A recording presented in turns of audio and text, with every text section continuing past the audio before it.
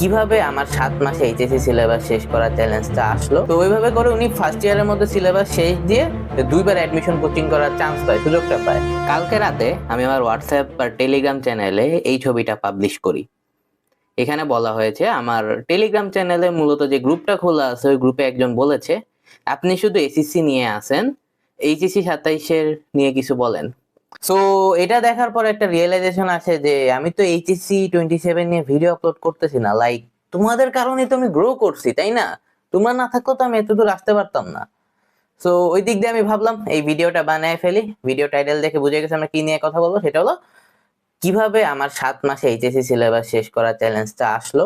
এটা নিয়ে যত কোয়েশ্চেন আছে, লাইক 7 মাসই কেন, 5 মাস কেন না, কেন ইচ এন্ড এভরি 8 মাস না কেন, ইচ এন্ড এভরিথিং সবকিছু শেয়ার করবে ভিডিওতে। সো ভিডিওটা শেষ পর্যন্ত দেখো। তো ভিডিও শুরুতে আমি বলতে চাই এই চ্যালেঞ্জটার কথা মাথায় কিভাবে আসে। একদিন আমি আমার মেন্টরে ক্লাস করতেছিলাম, উনি একটা লাইভ ক্লাস নিতেছিল। আমার মেন্টর ইশতিয়াক সাকিব ভাই, সায়েন্স বেকারির ফাউন্ডার। সো ওই জায়গায় উনি উনার একটা স্টুডেন্টের এক্সাম্পল দেয়, এইচএসসি 26 এর, তিনি মানে আমার থেকে এক ব্যাচ সিনিয়র। উনি নাকি 2বার অ্যাডমিশন কোচিং করে, লাইক 25 ব্যাচের সাথে একবার, 26 ব্যাচ মানে উনার নিজের ব্যাচের সাথে আরেকবার। তো 2বার অ্যাডমিশন কোচিং করে। তো উনার স্টুডেন্ট কি করতো, উনি রাজশাহী কলেজের স্টুডেন্ট ছিল।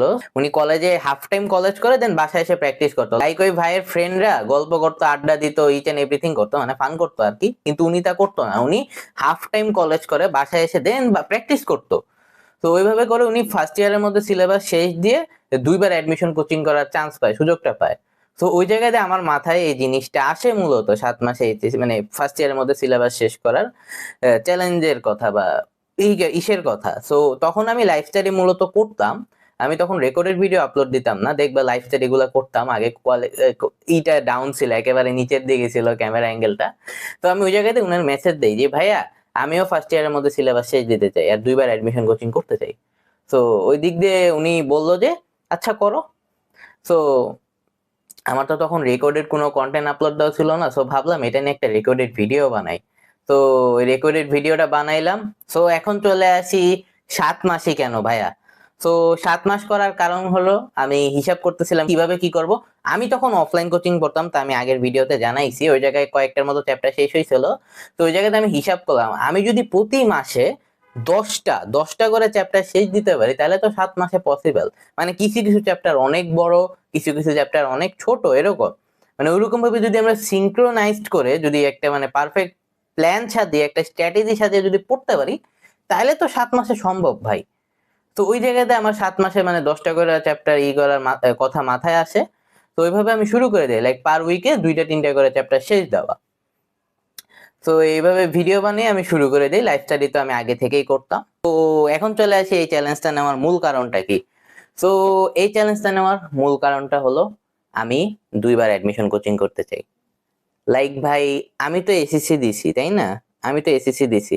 তো আমি জানি যে একটা স্টুডেন্ট যত বেশি রিভিশন দিবে তার বোর্ড এক্সামে ভালো করার চান্স তত বেশি। তো আমি তা বুঝতে পারছিলাম। তো ওই দিক দিয়ে যা বুঝতে পারলাম এইচএসসি তে, যে আমি যদি 7 মাসে শেষ দিতে পারি আমি প্রচুর রিভাইজ করার টাইম পাবো, 2বার অ্যাডমিশন কোচিং করার টাইম পাবো, প্লাস এক্সাম, বিভিন্ন এক্সাম ব্যাচে ভর্তি হইতে পারবো। তো ওইভাবে আমি আগাইতে পারবো, মূলত যা বুঝতে পারলাম আমি। তো এইভাবে আমি মূলত শুরু করলাম, চিন্তা করে যে অনেক সুবিধা আছে তো। আর আমাদের যা দেখতেছি, আমাদের তো টাইম কমতেছে, লাইক মানে পরীক্ষা আগাই দিতেছে আমাদের। সো 7 মাসে যদি শেষ দিতে পাই আমি তো আরো আগাই রইলাম। লাইক ফার্স্ট ইয়ারের মধ্যে কয়জন সিলেবাস শেষ দিতে পারে, তাই না? তো এইভাবেই মূলত 7 মাসে সিলেবাস শেষ করা চ্যালেঞ্জটার কথা মাথায় আসে, ভিডিও বানাই। এখন হিয়ার আর উই। তো কারেন্টলি আমি যদি দেখাই, এই জায়গায় তো দেখতে পারতেছো আমি এতদিন এসএসসি নিয়ে কন্টেন্ট আপলোড দিছি। লাইভে যদি যাই, লাইভ সেকশনটাতে যদি আমরা যাই, আমরা কারেন্টলি ডে কততে আছি। সকালে লাইভ একটা করলাম ডে 87-এ, 2 ঘন্টা আগে। ওটা তো ভিউজ আসে নাই, সকালবেলায় আসে না কেউ। এই যে আমরা এইভাবে শুরু করে দিই, দেন কতদিন পার হয়ে গেছে ভাই, লাইক কতদিন পার হয়ে গেছে আমাদের, তাই না? বুঝা যায় না, 3 মাস হয়ে গেছে অলরেডি এই চ্যালেঞ্জের। 3 মাস হয়ে গেছে, লাইক 3 মাস হয়ে গেছে আমরা এত দূর আইসা পড়ছি। আর আমার চ্যানেলে কারেন্টলি কত সাবস্ক্রাইবার দেখে নিই। যখন আমি এই ভিডিওটা রেকর্ড করছি তখন currently 2.53k subscriber, 2.53k subscriber.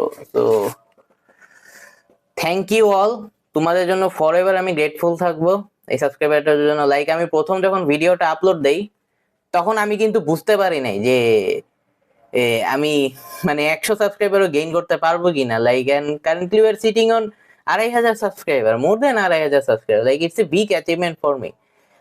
I will be forever grateful for you guys. Like HEC 27, I will be forever grateful toward you. আমি তোমাদের ভুলি নাই, তোমাদের জন্য আরো অসাম কন্টেন্ট আইডিয়া আমার মাথায় আছে, তো সেগুলো আমি দিব। কেউ কপি করবা না আমার ভিডিও, বাই দেবে পারমিশন ছাড়া ভিডিও কপি করবা না, খবর আছে নাইলে কপিরাইট মেরে দিব।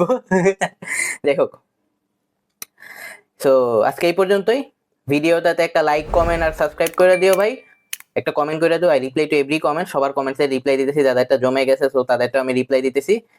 কমেন্ট করে দিও, এই comment motivates me a lot. Like একটা কমেন্ট একটা কন্টেন্ট ক্রিয়েটরকে আমি তোতলাই দিতেছি, মানে কি পরিমাণে ইন্সপায়ারিং হইতে পারে তা বলার বাইরে।